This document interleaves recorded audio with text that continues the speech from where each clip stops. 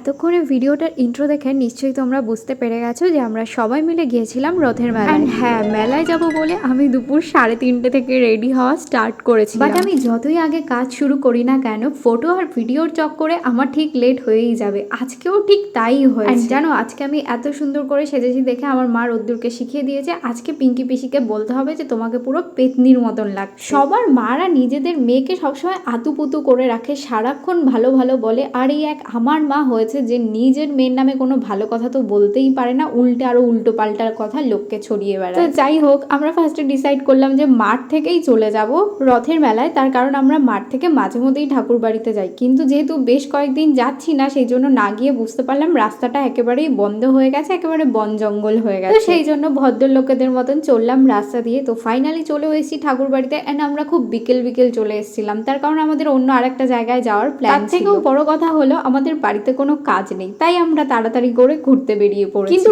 ঠাকুর বাড়িতে এসে এরকম দেখবো সেটা আমি জীবনেও ভাবতে পারি। এইটুকু ছোট্ট একটা রথ দেখে আমি একটু তো হার্ড হয়েই ছিলাম, তার উপরে ঠাকুর বাড়িতে লোকজনও কম ছিল আর বেশ কিছু দোকান বসেছিল নাট মন্দিরের একেবারে ভেতর থেকে। তো আমি আর খেলনার দোকানে কি দেখবো, হঠাৎ করে তখন আমার এই মোমবাতির দোকানটা চোখে পড়ল। যেই দোকানটার মধ্যে ছিল সব সেন্টেড ক্যান্ডেল, আর এত সুন্দর সুন্দর শেপ ছিল। ফ্লাওয়ার মোটিভ তো আমার ভীষণ পছন্দের।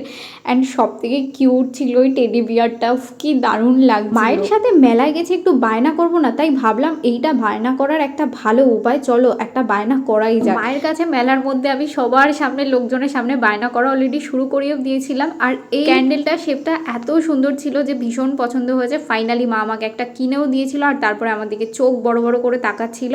তারপরে চলে আসলাম আমার মার বায়না পূরণ করতে, কিন্তু মার বায়নার পূরণ হয়নি। মা ভেবেছিল রথ থেকে একটা আম গাছ কিনবে। আমার মা এত আম গাছ পাগল মানুষ, বাড়িতে যদি জায়গা থাকতো পুরো আম বাগান বানিয়ে ফেলতে পারতো হয়তো। তারপরে আমরা চলে আসলাম পাঁপড় ভাজা খেতে। রথের মেলায় এসে পাঁপড় ভাজা না খেলে আর রথের মেলা ঘোরাটা সম্পূর্ণ হয় না। এনারা হচ্ছেন এক একজন ভিআইপি। এই সবুজ ঘাসে মাঠের উপর নাকি বসবে না, ভাবতে পারছো? আমরা সবাই মাঠের উপর আরামসে বসে পড়েছি, আর এই বাচ্চাগুলোর বায়না ওইখানে নাকি নোংরা আছে, ওখানে বসা যাবে না। কত রকমের ঢং বাবা সত্যি এদের। আর এইখানে তো পাঁপড় নিয়ে বলতে গেলে এক প্রকারের কারাকারি বেঁধে গেছে। এ খাবে, ও খাবে, এটাও নিয়ে নিচ্ছে, সে খাবে না, সে এক এক রকমের অবস্থা। তারপরে আমরা চলে যাচ্ছিলাম হুদার রথে। আমি হুদার রথে এর আগে জীবনেও কখনো যাইনি, এই ফার্স্ট টাইম গেছি। আর যাওয়ার পথে রেলগেটে এসে দেখছি আমাদের ঠাকুরনগরের সব থেকে বড় যে রথটা, ওই রথটাই আসছিল। তো আমি তো বাবা এরকম রথ আগে কখনো দেখিনি যেখানে সবাই এরকম নাচ করছিল, আর এটা দেখতেও আমাদের বেশ ভালোই লাগছিল।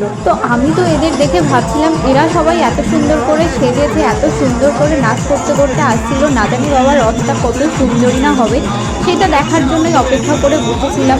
তো এদের নাচ দেখতে দেখতে তো প্রায় মুগ্ধই হয়ে গিয়েছিলাম বলতে গেলে। তাছাড়া এরা সবাই এত সুন্দর করে সেজেছিল, তো আমারও এদের দেখে মনে হচ্ছিল নেক্সট টাইম রথে গেলে আমি এইভাবেই সাজবো। কিন্তু আমি যদি রথে যাওয়ার জন্য এইভাবে সেজে বেরোই তখন আবার লোক আমাকে পাগল বলবে হয়তো বেশি সেজে ফেলেছি। তাই ভাবলাম বাবা থাক, দরকার নেই। এইসব ভাবতে ভাবতেই তারপরে হঠাৎ করে দেখলাম জগন্নাথ দেবের দেখা মিলল। অনেক দূর থেকে আসছিল আর প্রচুর লোকজন ছিল। রাস্তায় বেরোনোর পরে এত সুন্দর সুন্দর রথ দেখছিলাম যে মনটা এমনিতেই ভালো হয়ে গিয়েছিল। তারপরেই আমি হঠাৎ করে খেয়াল করলাম যে এই রথটাতে ওপরে যারা বসে আছে তারা ওখান থেকে জগন্নাথ দেবের প্রসাদ সবাইকে ছুঁড়ে ছুঁড়ে দিচ্ছিল, এখান থেকে সবাই হাত পেতে পেতে ইভেন প্রসাদ নিচ্ছিল। তো আমিও চেষ্টা করেছিলাম নেওয়ার, কিন্তু আমি এতটাই বলদ যে আর নিতে পারিনি শেষ পর্যন্ত। এই পুচকেটাকে দেখো, কি গুবলু একটা পুচকে, ও রথ দেখতে নাকি বেরিয়েছে, ভাবা যায়। তো যাই হোক, এবার আমরা যাব হচ্ছে হুদাতে। আর এদিকটা লোকজন অনেকটা ফাঁকা হয়ে গেছে। যেটা বলছিলাম তোমাদেরকে, হুদার রথে এর আগে কখনো যাইনি, এই ফার্স্ট টাইম গেছি। ইভেন জানতামও না যে এটা কোথায় হয়।